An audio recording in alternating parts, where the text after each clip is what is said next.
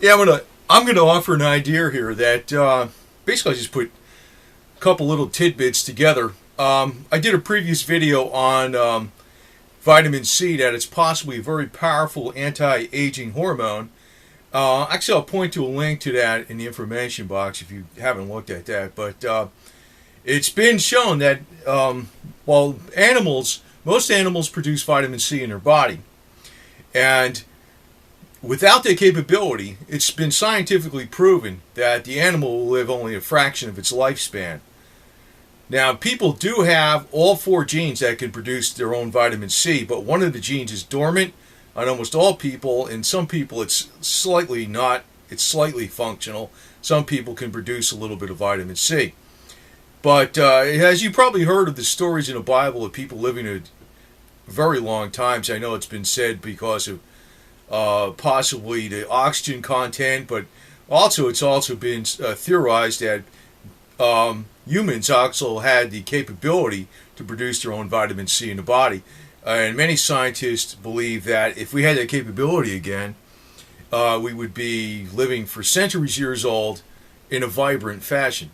Not like centuries years old in a non-vibrant. We'd be younger much longer. So I know that's an interest of many people. So, I talked about vitamin C in this other video, and here's like vitamin C. Here I have like a big thing of it. This is 1,000 milligrams. The typical recommendation for the government is 70 to 200 milligrams, I believe. Typically, a lot of times when you buy vitamin C, it's 500 or 1,000. Many supplements contain at least 250 milligrams or 500 milligrams or maybe more, even that are mixed with our multivitamin supplements. So a lot of times the supplement companies are well aware. But if you take a goat, for instance, right, the animal a goat, they will actually have about 14,000 milligrams. A cat might have 2,000 to 2,500 milligrams because they produce their own vitamin C in the body. And if they don't have that capability, their lifespan is actually only a fraction of what it would be normally. So I'm going to get on to something here because I started thinking about combining something. And there's something else. You see, the problem with taking oral vitamin C is that it does not actually absorb into the body, that you will actually excrete it because it's a water-soluble vitamin. And what happens is you don't get that much of it orally. Dr. Linus Pauling, the famous two-time Nobel Peace Prize winner, was a major advocate of vitamin C, taking mega doses of vitamin C. That's probably, if you heard back in the 70s, that was one of the things that was being advocated for pretty much everything under the sun. But it's not just, you don't want to really think of it as a vitamin. It's almost like a hormone. And vitamin C will actually regenerate oxidized vitamin E. So if you realize what vitamin E is beneficial, and if vitamin E gets depleted in the body and oxidized, higher doses of vitamin C, and I can't regularly recommend what the dose will be, but vitamin C has been shown to rejuvenate the vitamin E that had been oxidized. So it's got a lot of different uses. It's been shown to be antiviral and anti-cancer given in an intravenous way per studies that was done by Dr. Linus Pauling. But I want to point this out because I started thinking, I'm going to just put this out there because they're not going to, I don't think the powers that be are going to go ahead anytime in the near future and develop some kind of gene therapy to possibly reactivate the fourth gene that we have in our body that's dormant, that can make us produce our own vitamin C and give us extreme longevity possibly. I don't think they will do that. I think it's going to be one of these things, don't hold your breath on that deal. So I started thinking, well, it's good maybe to just take some oral vitamin C, extra amounts of oral vitamin C. But, I'm not going to try to inject it into my veins or anything like that. It'd probably be the best way maybe, but I'm not a doctor, so I don't know how to do that. And so what I started thinking about, it was something else. Now, I know a lot of people aren't familiar with this. Some people are very familiar with it. It's called it's called a zapper. And like if you turn it on, this is actually making conductivity between one wrist to the other. Actually, normally you'd want to use it ankle to ankle, I guess, but I'm showing it, demonstration purposes, I'm showing it wrist to wrist. You don't want it's something that Robert C. Beck, PhD, he actually developed. And what I'm getting at here, hopefully I'm not, some people, I know it's going to be, what I'm saying here is going to be simple, and some people it's going to be more complex. If you never heard of Bob Beck, this will be more complex. But basically, this blood electrifier is supposed to more or less stun pathogens and microbes in the blood. That's what he said. And that will keep them from replicating, and then the body has a chance to remove them.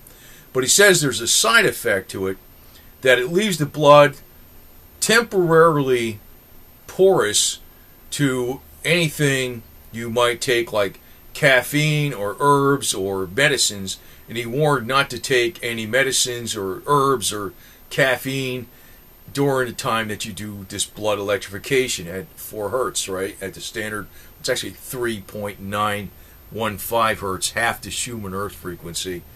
Hopefully I did not lose people on that. But he says that causes the body's blood cells to be temporarily porous, and not to take like herbs and things like that, because you actually, it works like a force multiplier.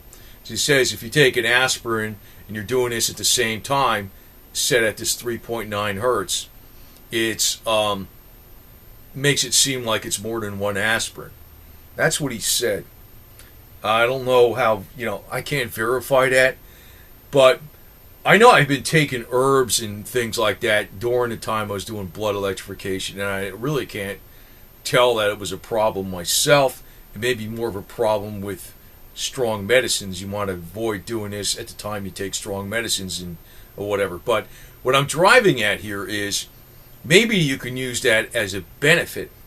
In other words, when you take vitamin C orally, you cannot absorb most of it, because it's just, the body will not absorb it. Taking it orally, even though you took, say, 1,000 or 2,000 of these milligrams of vitamin C, you're excreting a good portion of it because the body can't absorb it. Now, Dr. Linus Pauling, when he was doing vitamin C therapy, he was using more than 10,000 milligrams intravenously, and actually he took many thousands of milligrams orally every day himself. He actually did. But I started thinking, I says, if this blood electrification unit causes the blood to be temporarily porous and cause a nutrient to get in and absorbed by the body more than it would be if you weren't using this, would that not be a good thing to do in conjunction with taking oral vitamin C? Because the theory is, and that's just according to Dr. Linus Pauling, he says that if we can actually had the vitamin C in our body and it was actually absorbed, we can take many more times than what is. The problem is, if you take oral vitamin C, it just runs out the body, and you can actually get like diarrhea or something. That's what'll happen. It's not really good to take a lot of oral vitamin C. That's because what's going on is it's not absorbing into the body. It's acidic and all that type of stuff. But I started thinking, it's just, if you take a little bit more than, not going too excessive where it's going to create a problem with your stomach and stuff, but then you use the blood electrification, would that not cause the vitamin C to be more absorbed in the blood?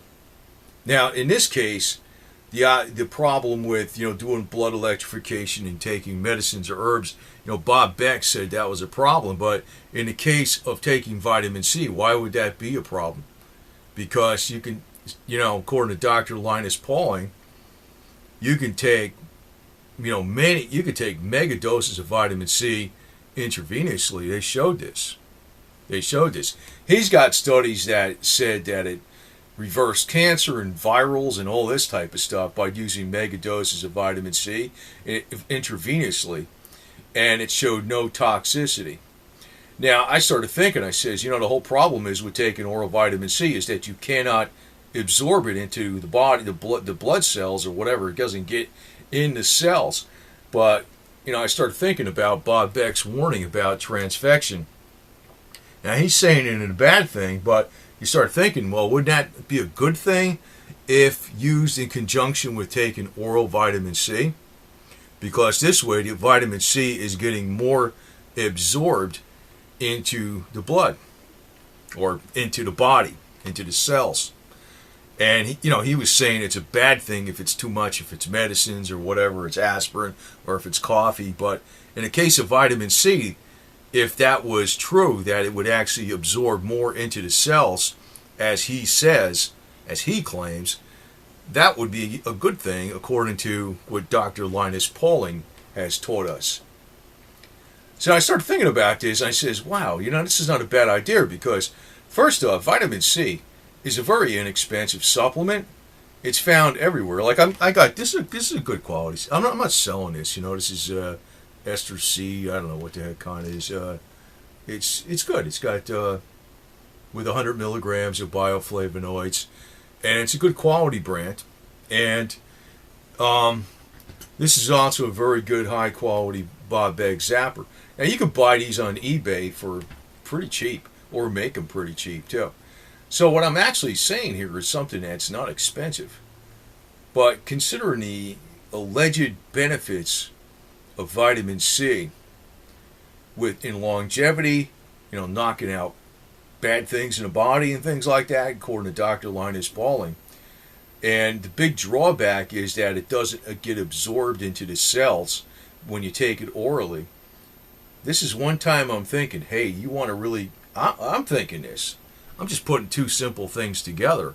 If you're zapping, and zapping with the, well, whatever you want to call it, zapping or blood electrification, Bob Beck said that, if you do this, to be cautious about what herbs you take or medicines you take during the time you're actually doing this, because they'll absorb into the cells faster. But then I started thinking, would that not be a good thing with the case of vitamin C? Because actually, the problem with taking too much vitamin C orally, it's got to get through the stomach. It causes problems with the upset stomach. It can cause, you can have diarrhea or whatever like that. But Dr. Linus Pauling showed that megadoses of vitamin C are not toxic to the body when they're given intravenously. But, the average person can't do that. So you understand what I'm getting at. You probably would want to. It's well, actually, what I tell you the truth? I'm trying this myself. It says, I never thought of this. It says, it's so simple. It's so simple. The zapping is like they say, oh, don't take any meds, don't take any aspirin, don't take any. That's what he says. While you're doing this, or right around, some hours before or after you're doing this, you want to do that stuff maybe, good 6 hours away before and after you're doing this. But in the case of vitamin C, I'm thinking if, the problem is with taking oral vitamin C that you're not actually getting it into absorbed at the cellular level, and this is causing it to be, according to Bob Beck, absorbed at the cellular level. Well, wouldn't you want to combine these two things? It's an interesting concept because it's cheap and it's very easy to do. And I don't know how much it would do, but in my mind it seemed, well, it's simple logic. It's simple logic. It's simple. It's simple as all hell, and it doesn't cost much. I mean, I couldn't say it's going to do this and that and all this kind of garbage. I don't know how effective it would be. But I'm experimenting with it, and I just want to pass this on. I says, it's so simple, it's so cheap, and, considering the sources, Dr. Linus Pauling, and I think it has been pretty much established that, that the cells will absorb nutrients very quickly with the Bob Beck blood electrification. That's partly, that's the theory why you actually, after you get, you work up to a certain level, you actually feel like you have more energy with the Bob Beck zapping, because they say it helps unclump the red blood cells, and that makes them more efficient at, the ATP production, transferring the energy in and out of the mitochondria of the cells, and the oxygen uptake and the nutrient uptake. That's one of the alleged claims of the zapping. I don't know how effective. I know Bob Beck really embellished it a lot. He made it sound like it was a cure-all of everything, which is ludicrous. But it's not. I still think it's a great idea. I think overall it's a great idea, especially for the money. But it seems to have benefits, and I started thinking, well, in conjunction with vitamin C, zapping at the same time you're taking vitamin C, I started thinking, wow, that might be a very, very beneficial thing. So I just want to pass this on because it's experimental. I don't know if it's going to, save the world. But the concept, you understand what I'm saying, the concept, I guess I want to repeat it one more time. Because sometimes, I have to repeat it because, some people don't see it and some people do, and that's why I repeat it a lot. But it's like the vitamin C, they say when you take it orally, you really can't get it up to the levels in your blood that Dr. Linus Pauling talked about that would be very beneficial for, knocking out pathogens or fighting aging and all this type of stuff.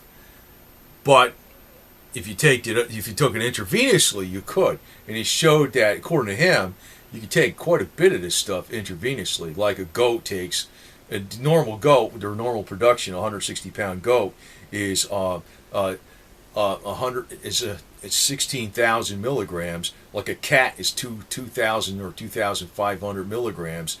And they say a human, according to the government, only requires 70 to 200 milligrams to recommend a daily requirement. And but that may not be that may be the bare minimum, maybe not the optimal daily requirement, because in the animal world it's extremely different.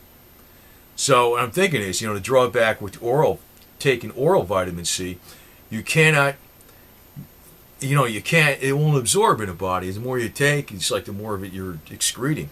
But if you're allegedly, this thing, when you're doing this blood electrification, according to Bob Beck, it causes the whatever nutrients or medicines or aspirin or coffee or whatever to be almost like multiplied because it absorbs that much faster into the actual cells. So I'm thinking, well, maybe that's bad with some. You don't want to take too many medicines. Maybe that's bad with certain things. But in the case of vitamin C, would that not be a good thing? So I'm experimenting with it. I just want to pass this on because, I'm not going to know by scientific research if it's like does this, that, and everything. And but in theory, sounds good. It does. It seems to be very simple, solid logic. And it sure isn't much money. That's for sure. It's cheap. So it's not like expensive gene therapy or something like that, or some kind of hormone replacement or whatever. All these intravenous therapies and whatever that cost people a lot of money. Anybody could do this, and I don't sell none of this stuff. You can take a look. I'll just mention it. If you want to look for like a standard Bob Beck zapper made to his original specs, I know this bioelectric he probably doesn't sell in the United States, but you can go on eBay and look for Zapper Barney. I don't sell for him. Or you can look for Silver Smoke Research, and you can get very inexpensive zappers from them. If you want to try it, go ahead. I think it's a smart idea, and it's a concept that nobody else has put out. And you got to remember, vitamin C, I'm going to point you to the other link on my other video because I went over like all the other different things it does with anti-aging and collagen and everything else. It does a lot. It's more than just like a little puny vitamin. It does a lot. And that's why a lot of animals actually have the capability to produce their own vitamin C.